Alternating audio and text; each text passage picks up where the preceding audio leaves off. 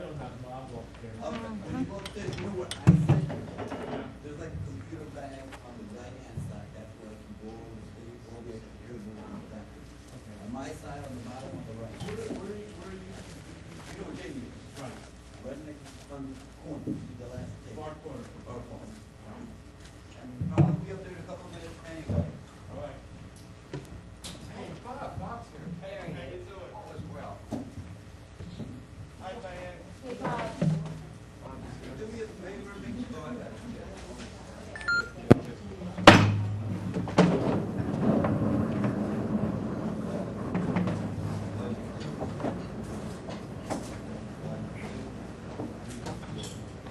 Five, check. 1, 2. Good afternoon. All right, that works. Yeah.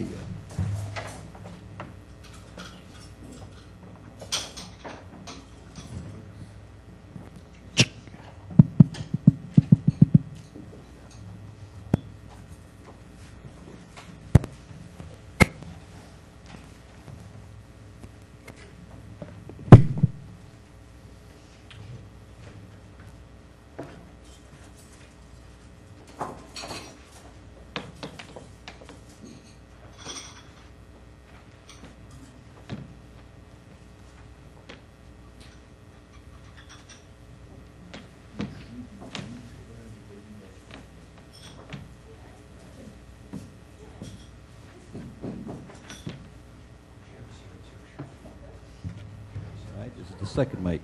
1, 2, 3, 4, 5, 6, 7, 8, 9. All right, second microphone. 1, 2. Yep. You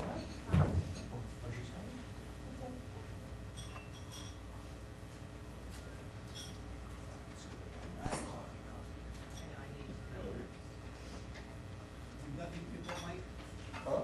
You got me before? I'm done. That's it. You gotta take things down. All right, let me show you.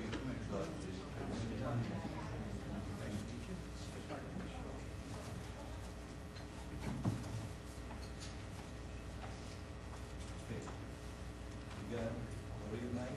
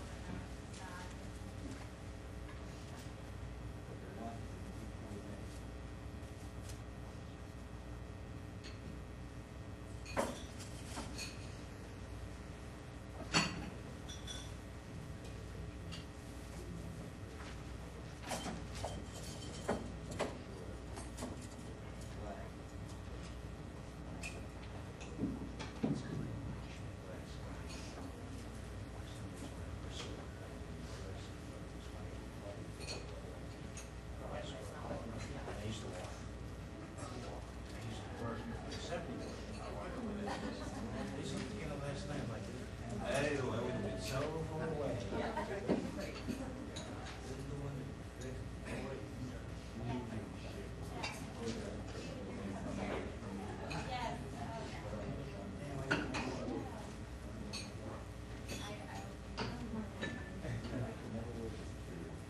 I'll lose the suspect. If you know, lady walking on her, she's walking too fast.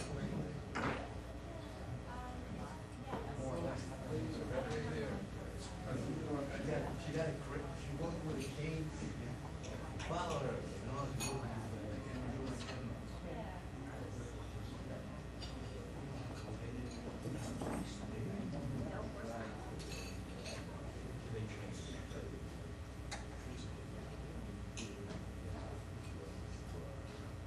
All right, and just do me a favor, on the audio.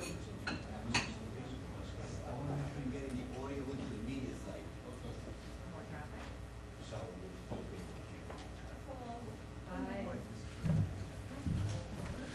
Good morning, everyone. Welcome. 1, 2, 3, 4, 5, 5, 4, 3, 2, 1. I think it's going to be a little low here, so you might want to raise the gain. I would just raise the gain. 1, 2, 3, 4, 5. Good afternoon, everyone. We have someone from the kitchen all the way in the front serving the food. Let's give her a big hand. She's gonna get mad at me.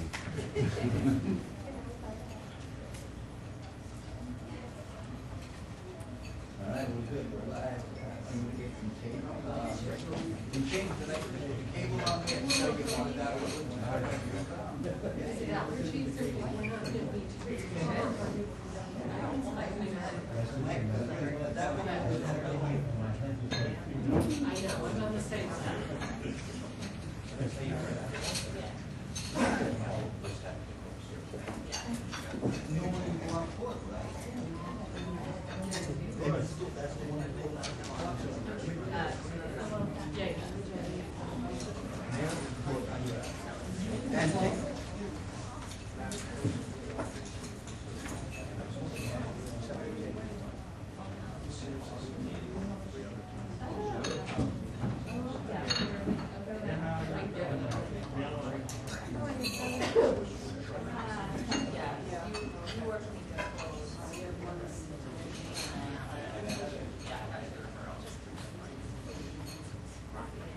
But I have a very nice back. Oh, yeah?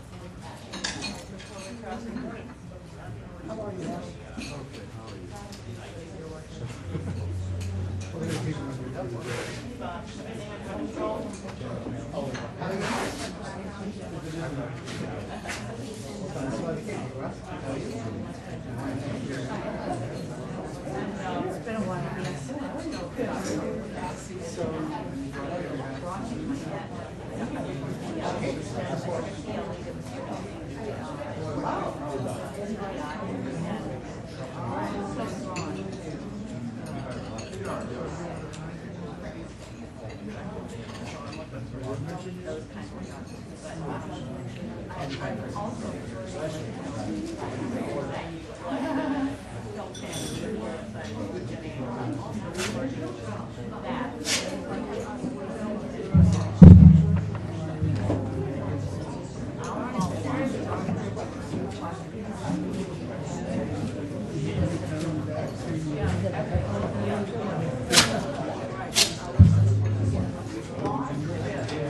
are we doing here? All good. All good. You don't have any presentation. Where's the book here? Oh my goodness.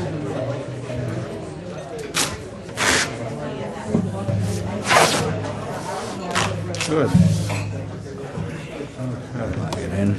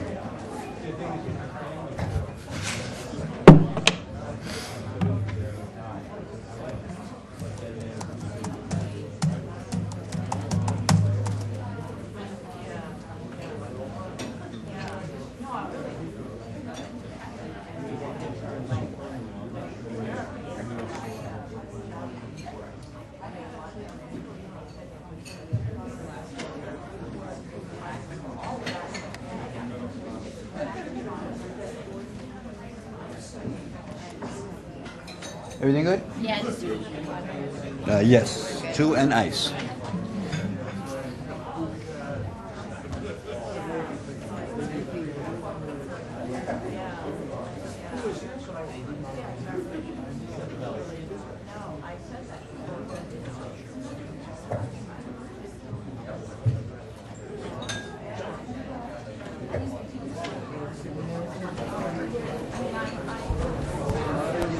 Stop eating.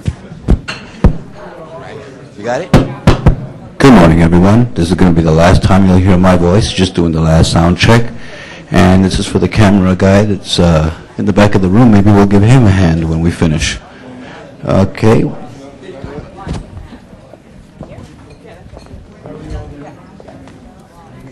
Oh, now I know I got the wrong end. I did the wrong end on this side, too.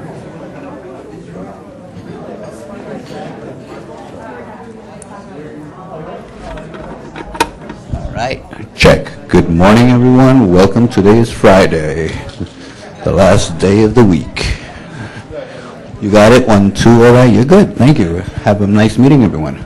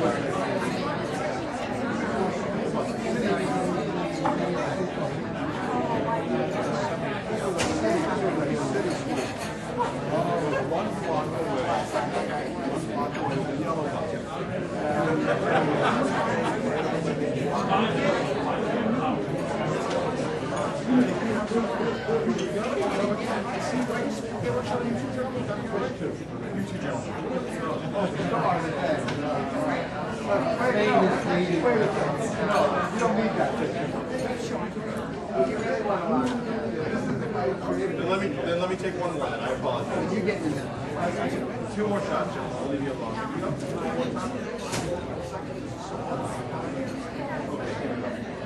One last.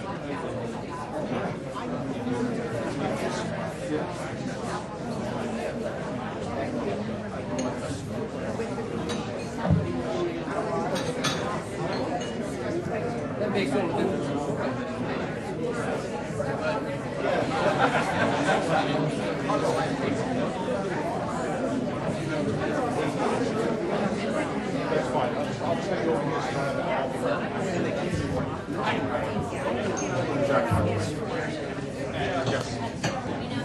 Thank you, Sarah.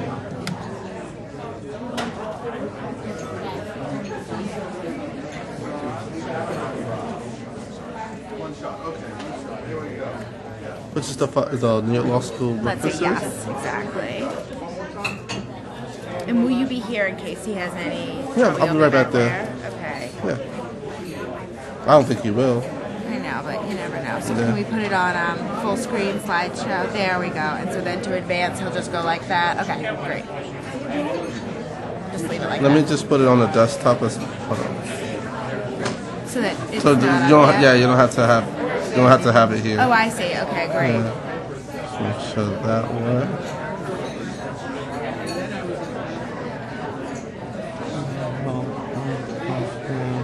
Can we just keep it up as the opening slide? 'Cause Yeah, that's fine. Okay. And do full slide, that way it's all set to go. Yeah, It no- won't go, will it go into a screensaver or anything? I don't know how long, when he'll start.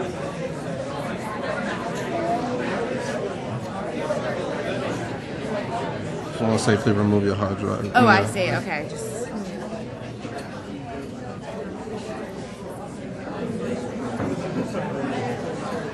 Huh? Oh.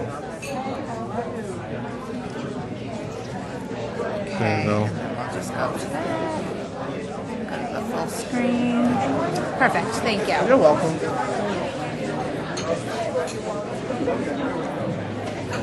Stay right over here, so I'm not shooting right into that wall.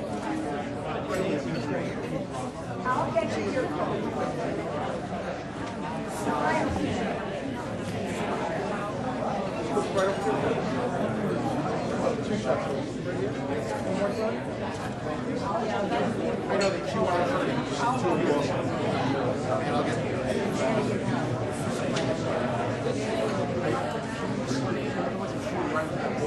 the biggest glare. Right over here.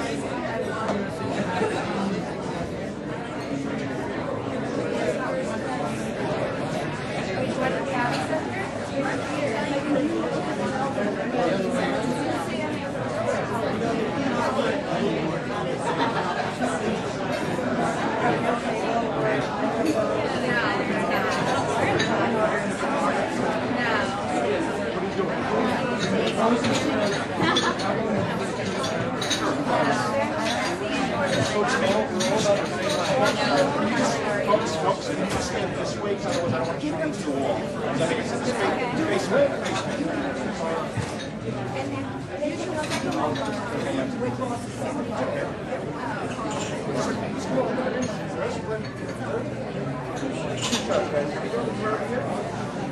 One more time.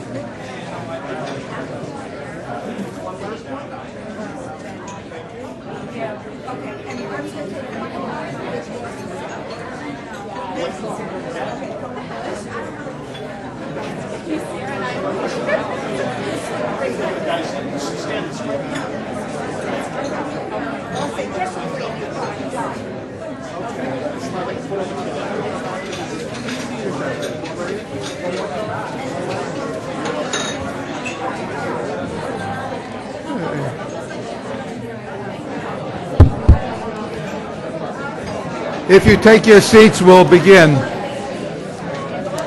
If you begin to take your seats, we'll begin.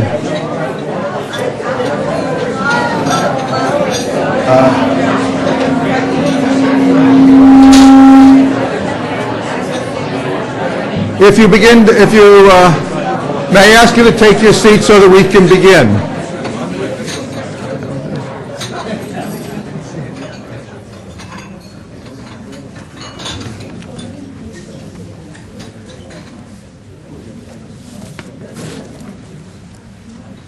Well, let me welcome you. I'm Ross Sandler, professor of law here at New York Law School, and the Center for New York City Law and the Abbey Center are jointly sponsoring this breakfast today.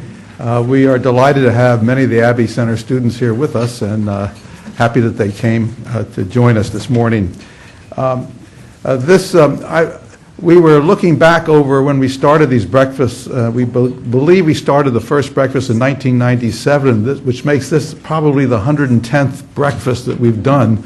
I'm not sure of the number, and we've been going back trying to find the record. Some of the early breakfasts are on VHS tape, very poor quality. We're going to resurrect them, and then hold all of the political leaders and governmental officials to what they said back in the 1990s to see or compare their record. I'm particularly interested in the Sanitation Commissioner's record.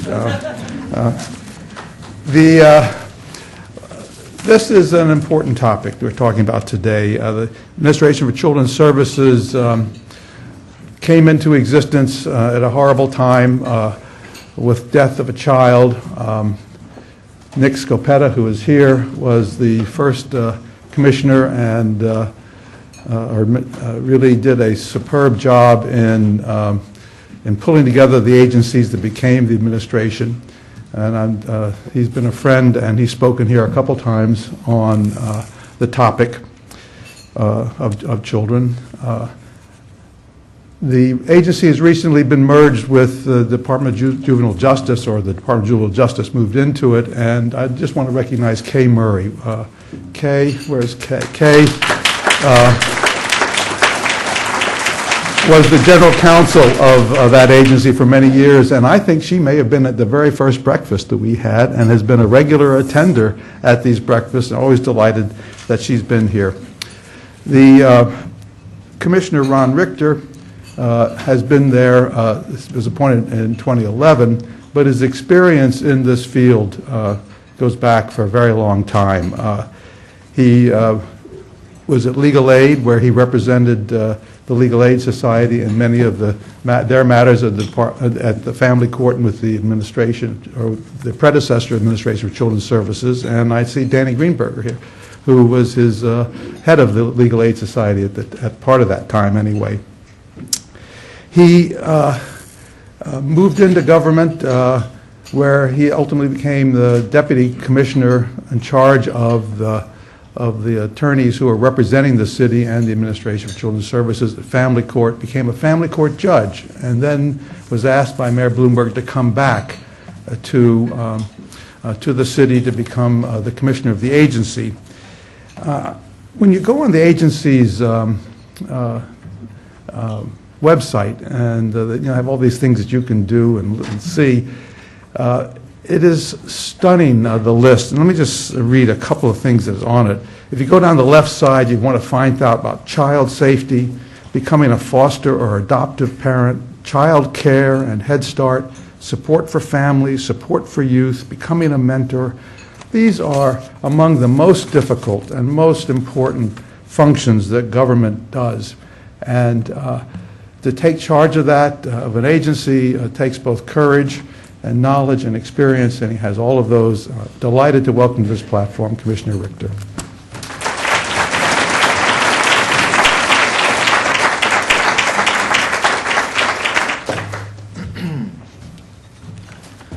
Good morning, everyone.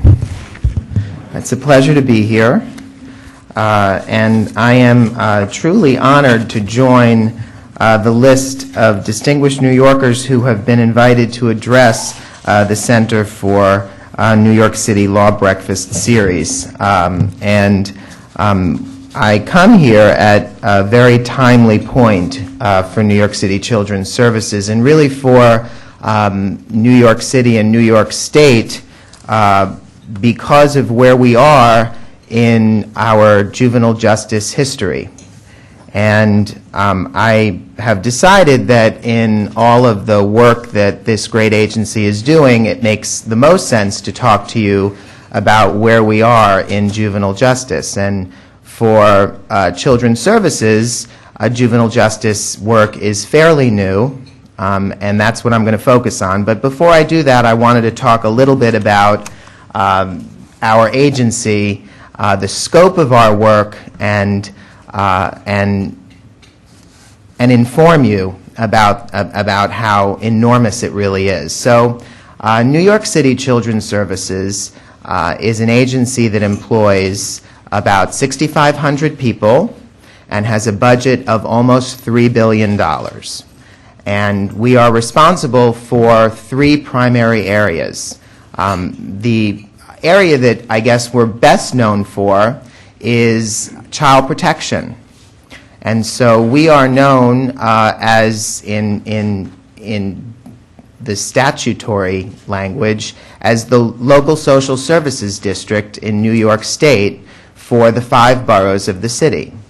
And so when someone calls in a report because they think that a child's being harmed, the state decides whether they think that the report is serious, and if they do, they send that report down to Children's Services, and we have an obligation to investigate that report. And we investigate 60,000 of those reports a year, 60,000.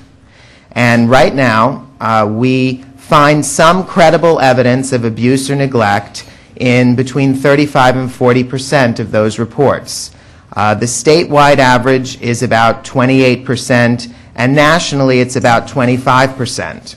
So that's interesting in and of itself and says something about our agency's assessment of families that are encountering what we believe to be abuse and neglect. When we find that some credible evidence of abuse or neglect, and that's the statutory language, we then have to decide what to do. And the range of things we can do can be nothing to a referral to a community-based organization, to a preventive service, to bringing some sort of action in the family court to compel a parent to do something, to the removal of a child. And of course, those of us who have worked in the family court know that the intersection between social work and the law is among the most interesting areas of practice and is of constitutional proportion. The government's intervention in a parent's right to raise their child has led to very interesting case law and serious challenges for lawyers and judges.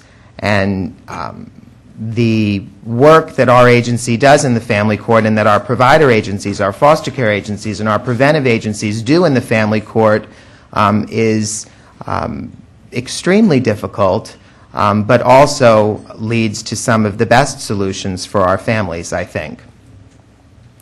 Our agency is also responsible for between $800 million and $1 billion of subsidized child care in New York City. We provide that child care through centers across the city. Some of the finest child care centers in the world are here in New York City, and some of the care they provide is through subsidies that working families get through New York City Children's Services. We also provide child care through vouchers that families get so that they can go to work and put their child with a family member, a neighbor, and Children's Services is responsible with the Human Resources Administration for that system.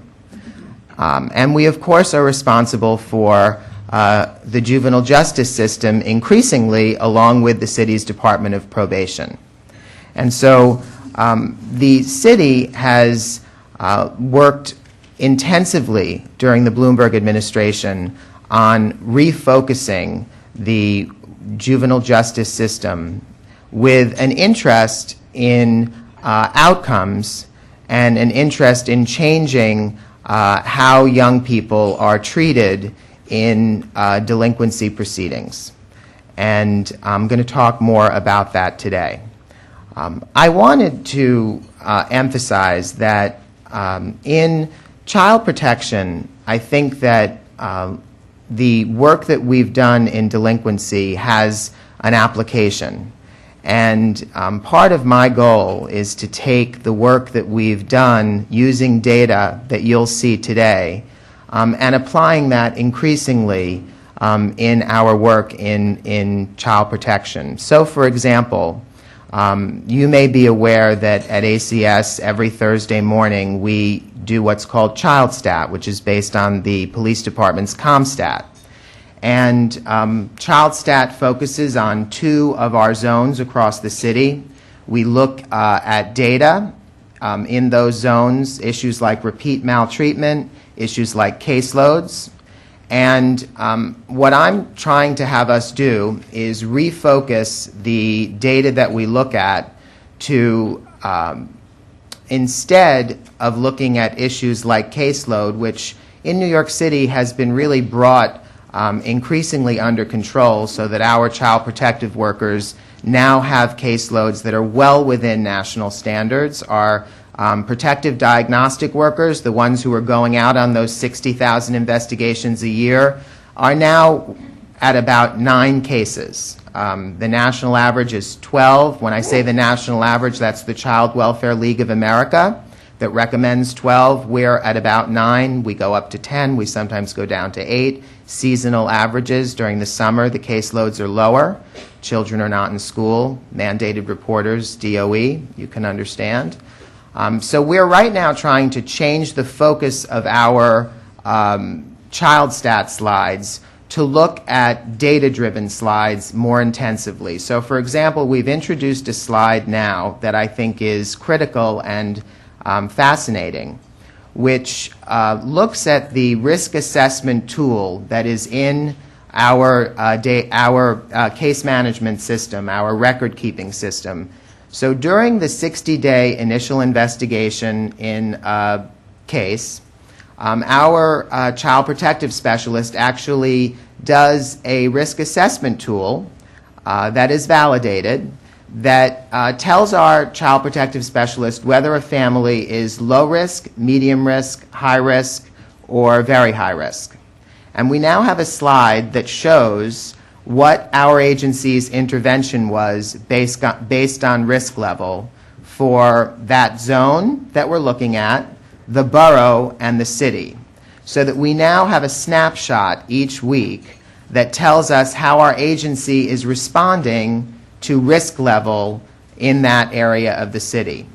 And so my goal is to try to use data more and more, as we have been doing in juvenile justice, to inform child protective practice in the hope that our managers will begin to see how much data can help us in driving practice on the front lines. So, juvenile justice. The slides that you're about to see show how the city, under this administration, has endeavored to look at how rationalizing decisions can not only help young people, but can also, probably equally importantly, help decision makers change how we design a system so that rational decisions assist us as we try to make lasting change for a whole system for juvenile justice. So do I make this? I do. Okay. I have so much power up here. Okay, there we go. Okay, so better use of detention. So we were sure back in about 2005-06 that our detention decisions were not necessarily being driven by anything other than a judge sitting in a family courtroom's hunches. And so as a city, we decided that we needed to give judges a tool to rationalize those decisions. And the administration pulled together the law department, the criminal justice coordinator's office, the probation department, and at the time children's services, which was just getting into the juvenile justice business, and I'll explain more about why later, to figure out how we could use a tool to inform the judges' detention decisions. And for those of you who don't know, young people who are 15 and under and are charged with a crime have their cases handled, for the most part, in the family court. So the presentment agency, the prosecuting agency, is the New York City Law Department, and they draft a petition that's filed before the judge, the family court judge, and a judge in the first instance has to decide whether to hold the young person during the pendency of a case or to parole the child to a parent. Those decisions, we felt, were not being made rationally, and we also felt that our detention population was not necessarily reflective of who should be detained. The city has both a secure detention and non-secure detention. Secure detention is very secure. These are juvenile jails, and if you've ever visited, we right now have Horizons and Crossroads, one in the Bronx and one in Brooklyn, and we used to have Spofford, also known as Bridges. Spofford has been closed. It will remain closed. That was a huge victory, and much of that victory is attributed to what you're going to hear about this morning. What we did was we worked with the Vera Institute to figure out how to design an instrument that would take a young person's history and populate a questionnaire so that you could predict the likelihood that a young person would reoffend while they had their case pending. And the two predictors that matter the most are whether they'll reoffend and whether they'll come back to court. And in fact, that's statutory language. That's what a judge has to decide.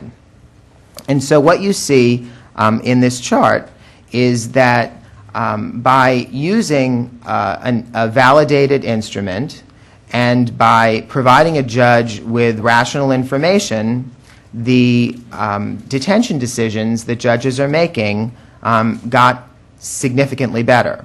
And so you're seeing the 2006 baseline data compared to the 2008 to 10 validated data, the data using the instrument. So low-risk kids, the kids who we don't think really need to be detained, who were being detained about 24% of the time, stopped being detained for the most part. And so that went down 67%. The mid-risk kids were detained about 33% less. And compared to 2008, the high-risk kids were detained 22% more. Overall, we think that detention decisions have been right-sized or smart-sized, if you will.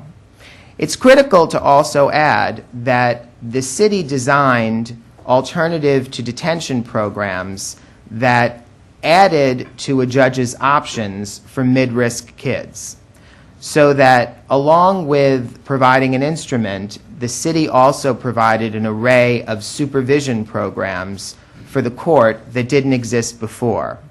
And those supervision programs provided significant monitoring to young people after school, monitoring programs that, for example, in the case of ACS, we have a program called Boys Town that requires consistent reporting to the court and also provides support to the family and the child in the child's home.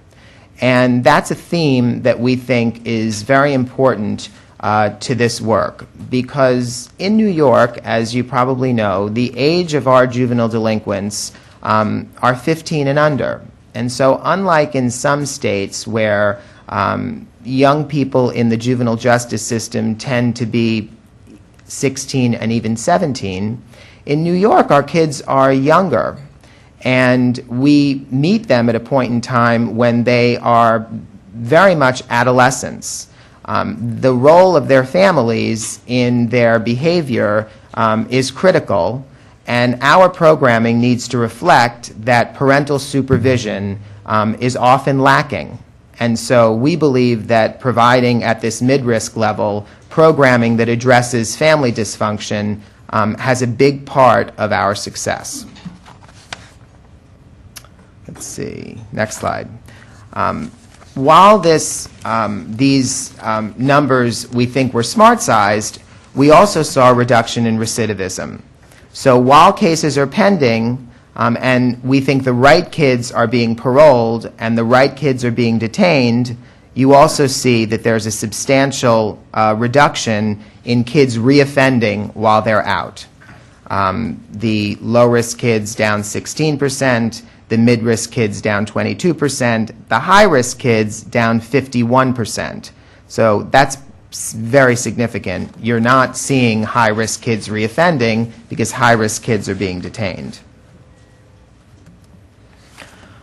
At about the same time that this work is being done in detention, Children's Services, for the first time, developed a program called the Juvenile Justice Initiative. And the Juvenile Justice Initiative was the first time that New York City, under the leadership of Commissioner Mattingly, invested, and the city invested, in what are known as the evidence-based models.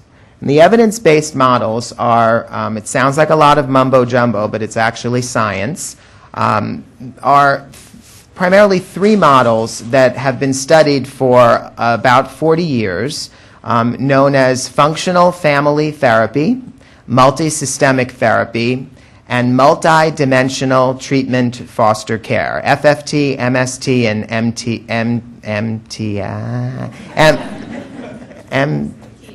MTFC, thank you.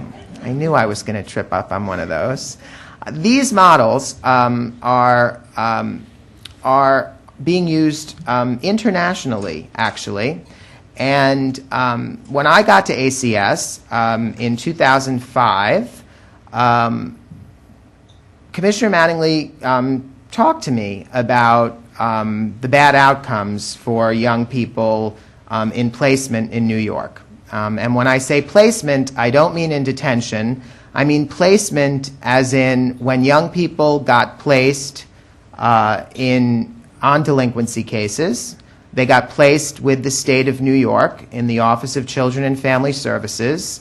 And the one study that we had at the time on outcomes showed that at a cost of about $250,000, young people were recidivating about 80% of the time, meaning when they got out of state placement, they were getting in trouble again within 2 to 3 years for serious crimes about 80% of the time. So our state system was not producing good results for kids. This was not a unique phenomenon. New York State was not alone in its bad outcomes for a juvenile justice system that had kids being placed far away from home. This was pretty much the rule more than the exception nationally, and John did bring national knowledge. He came from the Annie Casey Foundation. They study this stuff. And so John wanted a solution for how we as children's services fix this.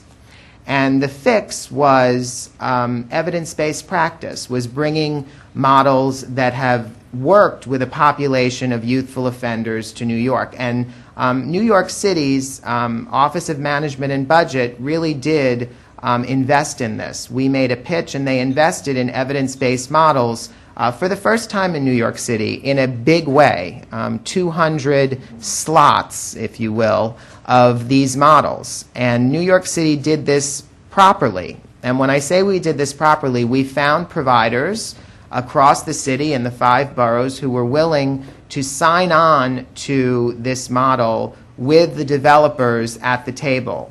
And when you agree to have the developers at the table, that means that the developers are making sure that you are providing the service to the family with integrity, which means that they're following everything that you're doing day to day, and they're giving you a score on whether you're doing it right.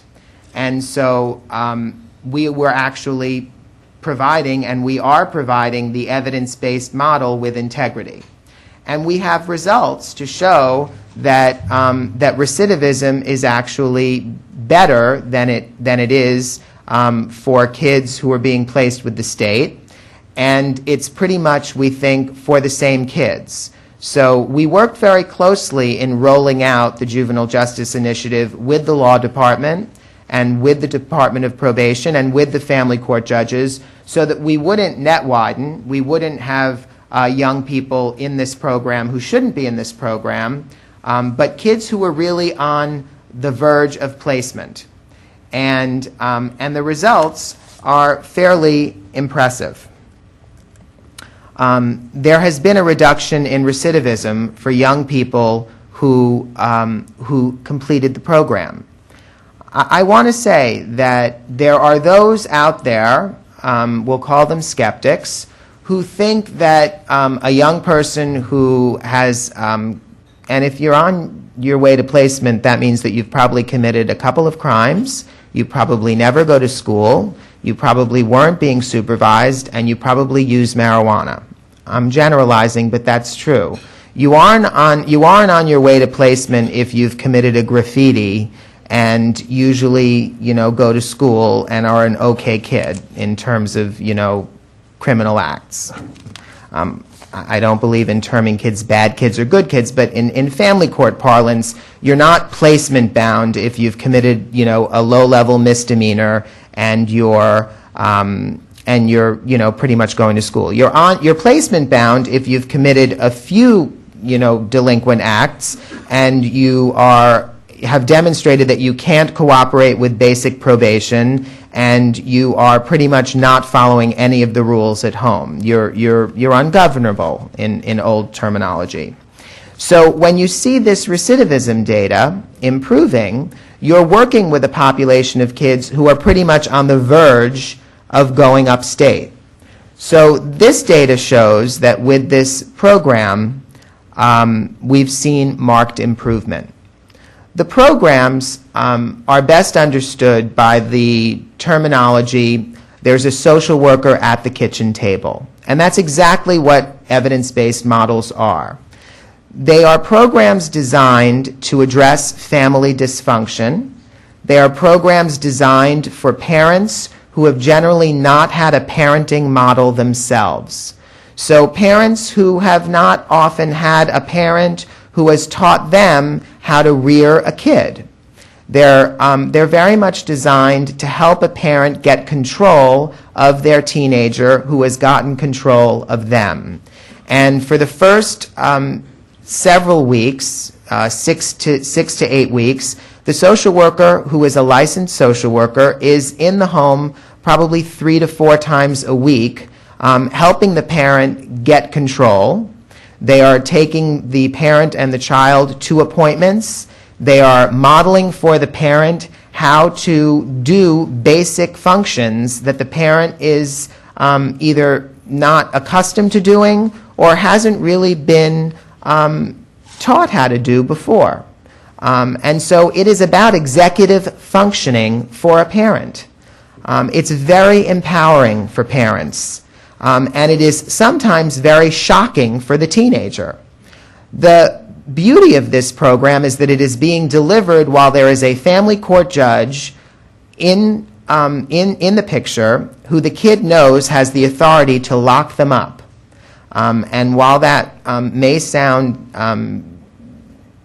somewhat scary and not ideal when you're dealing with a 14 or 15-year-old, remember that there are victims of crimes out there, and those victims are entitled to know, as is the community at large, that we are taking responsibility for kids who have caused some damage. We are also taking responsibility for the fact that all of these kids are at some point going to come home, and we need to address their dysfunction so that we can all have a workforce at the end of the day. This work has, we think, been a big part of why there has been an enormous reduction in statewide placements in New York City. So you can see that in December of 2005, New York City sent, if you can add that column, I don't think it's added up, is it? Oh yeah, it's about over 1,400, almost 1,500 placements to New York State by the City of New York. We think that because of the combination of detention work that was done and because of the introduction of the Juvenile Justice Initiative and other programs like it introduced by the Department of Probation, we have been successful in reducing placements to under 600 in 2011 and the numbers going down in 2012. So that we're at a point now where we think we have really rationalized the system so that the kids who are getting placed out of family court are the kids who really need a period of residential placement, out-of-home placement. This is remarkable, and it's a model, we think, for how this needs to be done. Attentive to community safety and attentive to family need.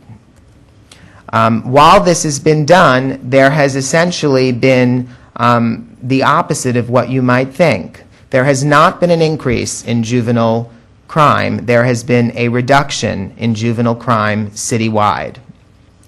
And so we have done this cautiously and carefully over a 5 or 6 year period, 7-year period, and we have seen a reduction in juvenile arrests for major felonies.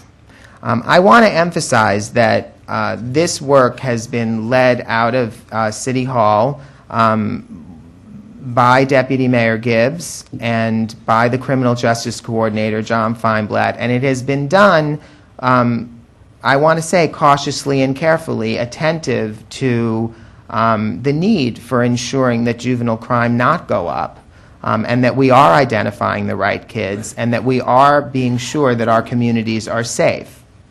All of this work, we think, has positioned us to be ready for what Governor Cuomo made part of his executive budget this year, which has termed the Close to Home Initiative. And what that does is it takes those kids who are in that small 2011 and even smaller 2012 cohort, the 550 or so kids who are being placed out of family court on limited secure and non-secure cases, and it now gives New York City the responsibility for their placement. And so the governor has changed the law with the legislature, obviously, so that those young people being placed out of the family court will now be placed with New York City, and they will be placed with the Administration for Children's Services, so that there will be a seamless connection from alternative to detention, to alternative to placement, all right here in the 5 boroughs, and New York City will be responsible for its kids throughout. We are very satisfied that the governor and the mayor have reached agreement.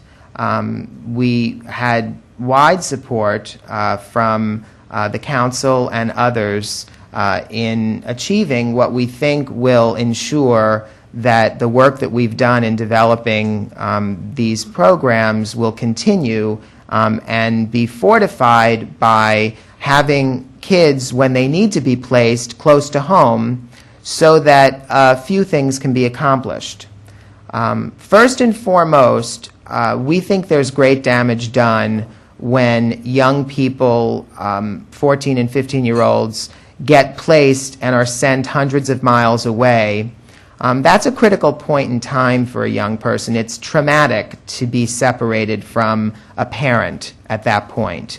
And it's very productive to have a parent close by and have a parent involved in treatment. And this legislation will allow us to involve a parent in treatment. The second critical factor is that we will be able to provide young people with a Department of Education accredited education while they're placed, and we will do that.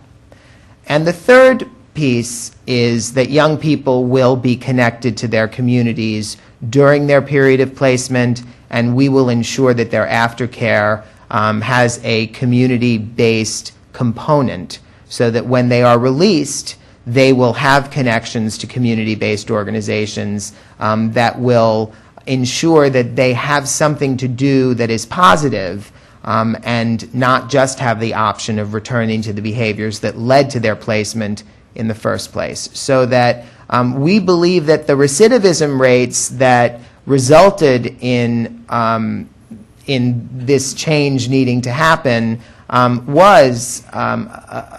is attributable to those three things, to the fact that such a significant separation at a traumatic point in time for a 14 or 15-year-old is in some ways exactly the opposite of what you want to do. It doesn't mean a kid doesn't need to be placed, but placing them so far away is just counterintuitive. So that is where we are.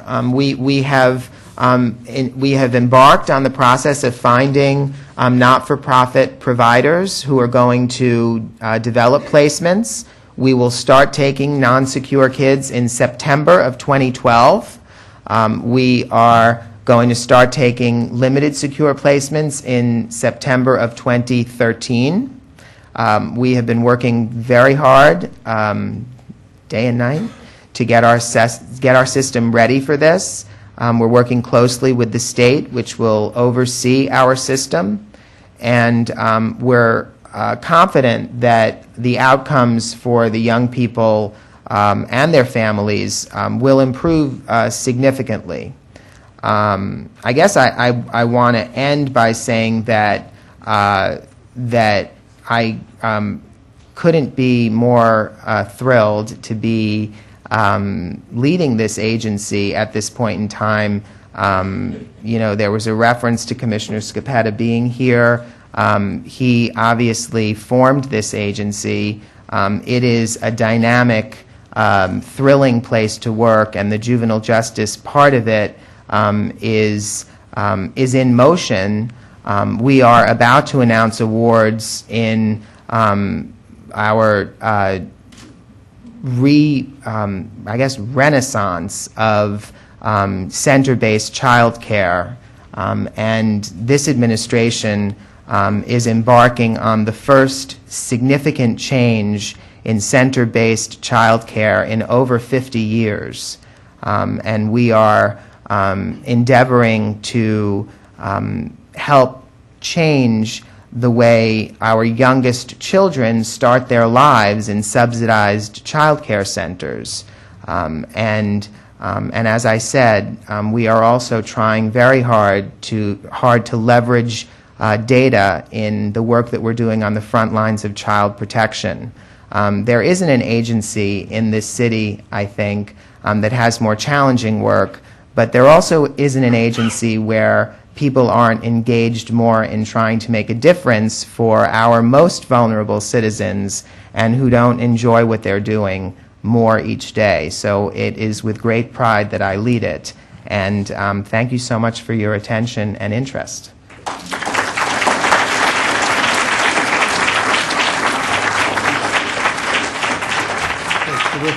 We'll open it up for questions. There are microphones on either side. Just go to the microphones and we'll call on you.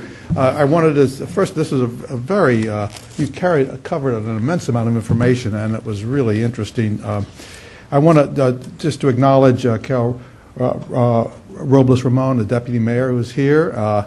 Thank you for coming. Anthony Crowell, who is counsel to Mayor Bloomberg, and I guess this is the last time we'll say that. You'll be the dean the next time you at one of these breakfasts of New York Law School. Jack Krauskopf was here. Yeah, Jack, when were you commissioner? Koch administration. Early 80s. So we go back to these are issues that have long been on the radar screen, and many of the people here, including Jack and others, have worked very hard on them, and it's nice to see somebody who is taking the ball and carrying it farther than any of us could have thought. So we really do appreciate your comments. Questions, microphones, please go to the microphones. There are many people here I know who know a lot about this and who have questions. I hope that you'll stand up and ask. Some of the students, Professor Meyer, do you have some students who are prepared to ask questions, I hope? Okay. Yes. Over here. A question for Commissioner Richter. On the first slide, you appear to have a statistically significant mathematical error. Oh, dear. It says 33%, but on my little smartphone, it should be 20.5%. Okay. 20, 21, round it one way or the other. But that's statistically significant error. Okay, thank you. Someone's head will roll. That's what a commissioner can do. Commissioner, I came in a little bit late. I'd like to know from your perspective, since in your former position as a family court judge, what role the family court and the family court judges play in this significant work? So, thank you, Deputy Mayor. I think that you can't overstate the importance of the judges in the reduction in placements and in the rationalizing of the use of detention. And it's a critical question. So let me start with the use of the instrument, because I think there was a great deal of concern about what judges were going to do with the RAI, which is the risk assessment instrument that judges get when they're arraigning a case in family court. So you're doing intake. I did not sit in a delinquency part. I sat in a child protective part for almost 3 years in Queens Family Court. I should say, because I now have the chance to say it, I loved being a family court judge. It's about the greatest job next to this one that anybody could have. I encourage law students, if you have any interest in this field, the family court field, to go spend a few days sitting in a family courtroom. It is full of drama and excitement, and the cases are compelling, and people's lives change in a matter of 20 minutes, and the direction of someone's life can really matter. It can really change, and it's a worthwhile use of your time as a law student to spend time in family court. So go. The judges get a risk assessment instrument which has a score, and you know that it's validated, and our judges are very smart, and so you are also presented with a young person and allegations in a petition, and a lawyer for the agency, and a lawyer for the child who knows very little at that point, and I was one of them for 14 years, and you argue your head off, but everyone knows you don't know anything about your client at that point. And then you have someone from probation pitching a story. They don't know much at that point either, with all due respect to probation. And so you know that there's a predictive value to the instrument, and judges use it. I used it. I did delinquency intake quite a few times. You use it. It's not going to override what's in your judgment as a judge, so you're not going to let it make a decision for you, but obviously it has made a huge difference. I think that the fact that placements have gone down so significantly is really a tribute to the judges' confidence in the models. There are a lot of other factors driving that, including the filings, and there are other numbers that also drive that, the number of arrests and other data. But I think that it's also the judges, the work that I think we've done with judges to talk to them about programs. I would never say we've educated judges, because I think that's a very hard thing to do. I think that judges decide whether they respect a program or don't respect a program. I think that it's important to continue to try to bring information to judges about changes in the programs, and to listen to judges about what's missing from programs. But they have played a significant role in what has gone on here, and that should not go, you have to acknowledge that.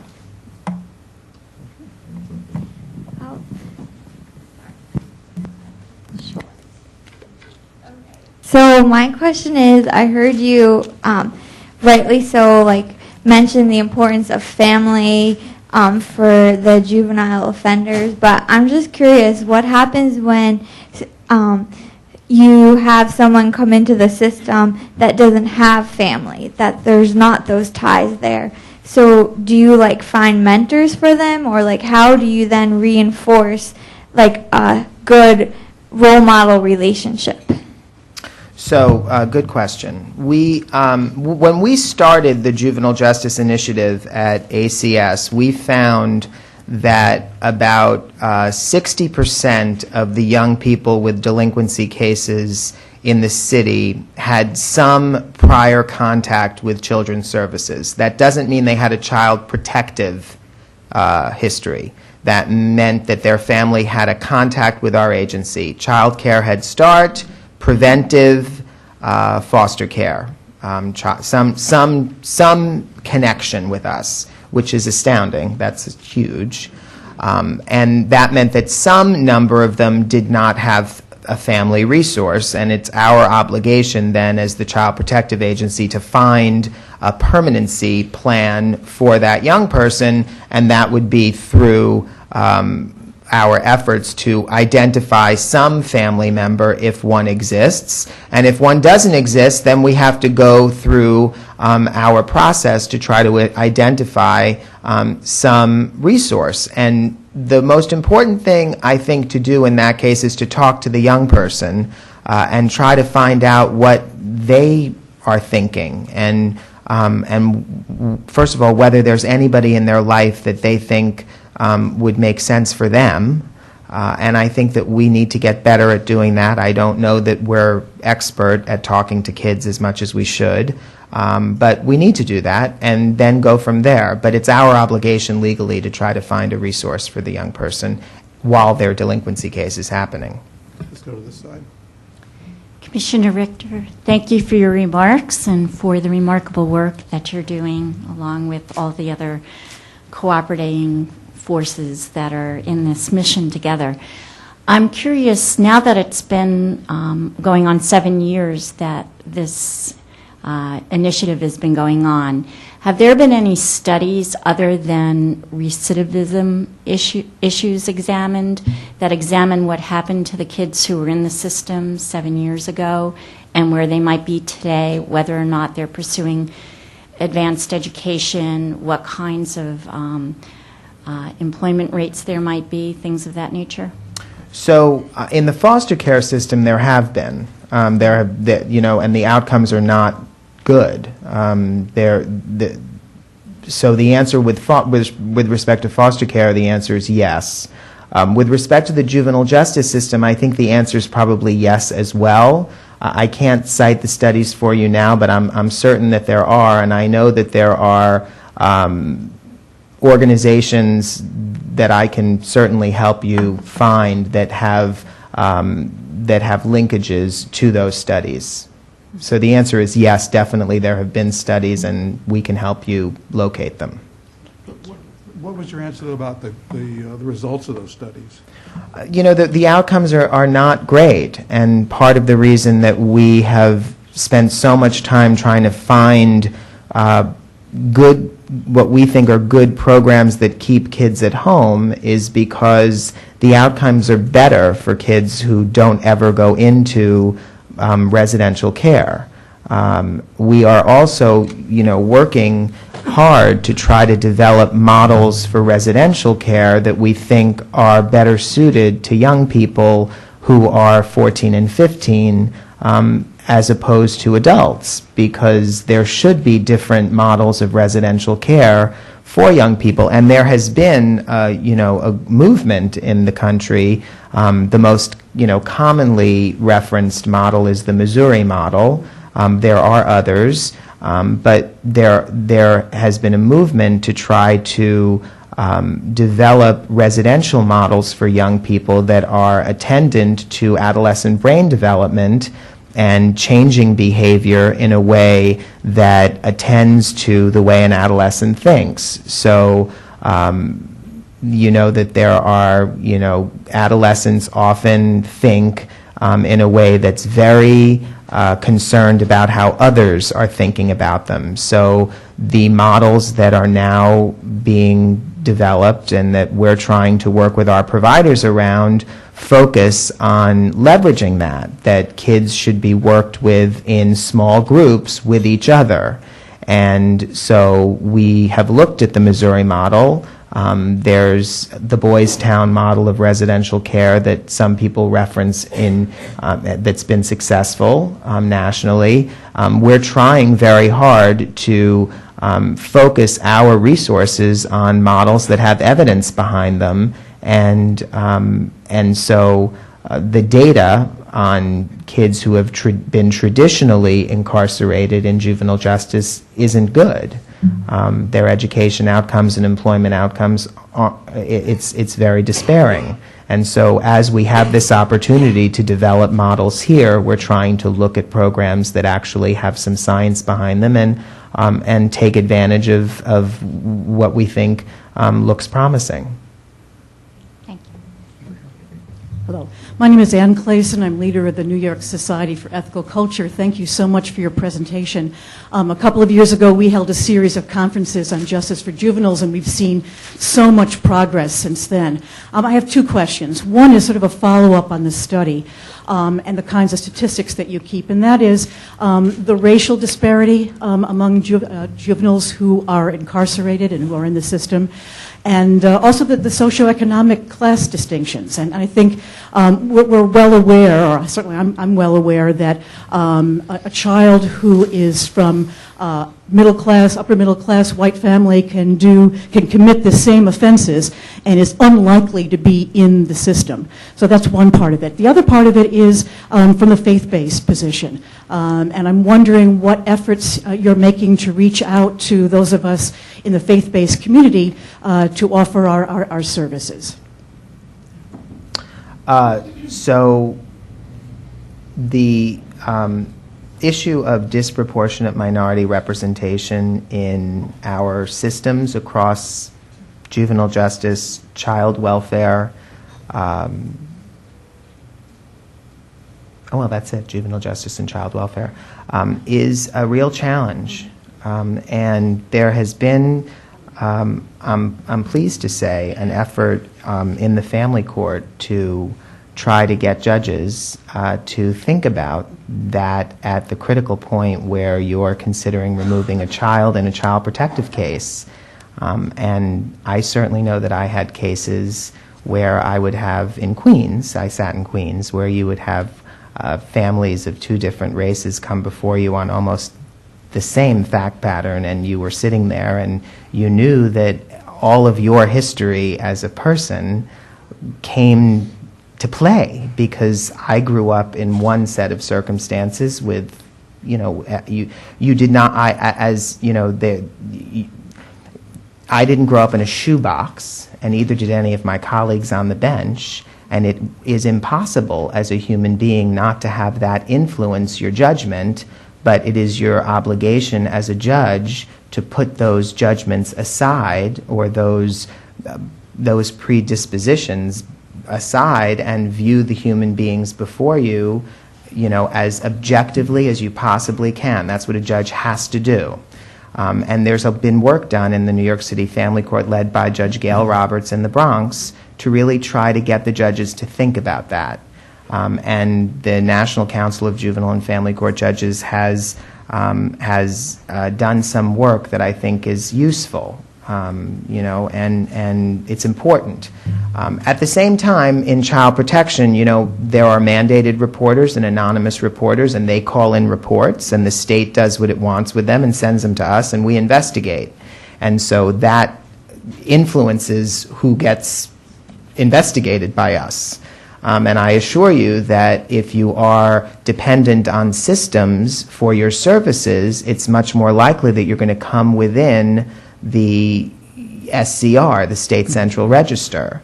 If you're seeking your medical services from a private pediatrician, there are a lot of reasons why she may want or not want to call the SCR.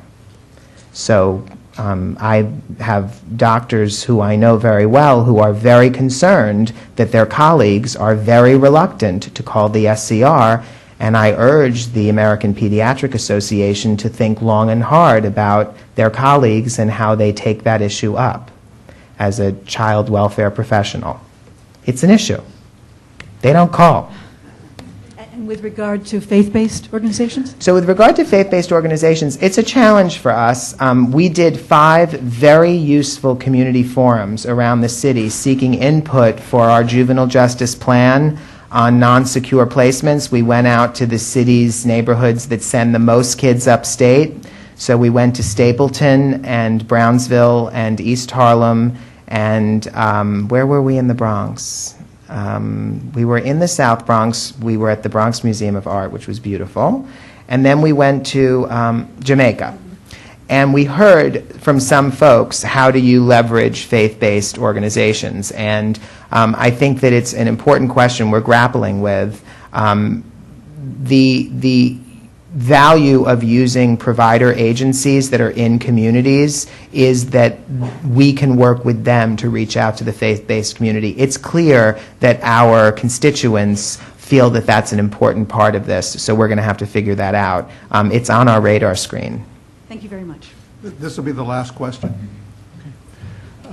In fact, my question was much related to the one that you just answered concerning juveniles that are coming from upstate to your down here, and yes, where you were going to provide facilities, and you mentioned non-for-profits. I mean, I realize that it's a major challenge, and within that challenge is faith-based places to provide residents with these people. And I was also going to ask you, so what do you do about that? You want to be fair and not have anybody impose religious ideas on these people, and I very much commend everything you've done. I'm not familiar with your area, and but this is one issue that I had in my mind, and I don't know if there's anything more you can add to what you said. There actually is something very important to say, which is that our clients in this area are young people who have parents. And parents really do have a lot to say about the influences on their children. And when you're 14 or 15, and obviously have rights yourself, and if you've ever spoken to a 14 or 15-year-old, some of you probably have them, they feel very strongly about their rights. And if they've gotten hold of a legal aid lawyer, they feel even more strongly about their rights. But their parents feel very strongly about what religion is being, what religions are being talked to them about, if that's English. And so that matters to us. And we have considered that as well in our conversations about working with, organizations throughout this process. In other words, we need to be concerned that that parents have a say and have a full understanding of who's working with their kids. And so that's a very important piece to add to this conversation. Thank you. Thank you very much. I do just want to add that I would be remiss if I didn't say that I think New York Law School is really fortunate to be on the precipice of being led by Dean Crowell, and look forward to having the opportunity to work with him as the Children's Services Commissioner. So, thank you. Stay here. Let's stay right here. Thank you. I want to thank you all for coming. I also want to thank the Abbey Center, Professor Carlin Meyer, for co-sponsoring this event, and Student Center Center for coming. As we always do at these events, we like to give product of the scholarship of New York Law School to our speakers, and this is by my colleague Richard Sherwin. It's called Visualizing Law in the Age of Digital Baroque. And I didn't know it would be appropriate, but you are so data conversant that I think this is very good for you. And we welcome you back, and we thank you for a very stimulating morning. Thank you. We'll see you in the fall.